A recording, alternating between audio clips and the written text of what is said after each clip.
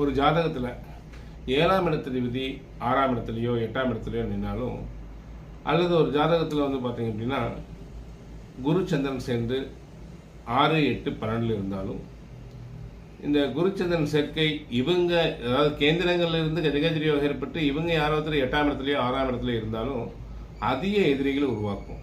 நம்ம வேலை செய்கிற இடத்துல எல்லா இடத்துலையும் நமக்கு எதிர்ப்புகள், சமூகத்தில் நமக்கு எதிர்ப்புகள் அதிகம் இருக்கும்.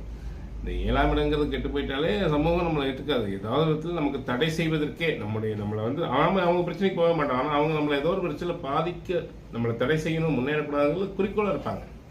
இப்போ இவங்க என்ன செய்யணும்னு கேட்டிங்கன்னா, தேய்பிரை அஷ்டமி தோறும் பைரவருக்கு 27 மிளகு ஒரு வெள்ளத்துணியில் முடிஞ்சு அதை திரியா போட்டு அகல் விளக்கில், மண் விளக்கில் சுத்தமான நல்லெண்ணெய் ஊற்றி தெய்வம் போடணும்.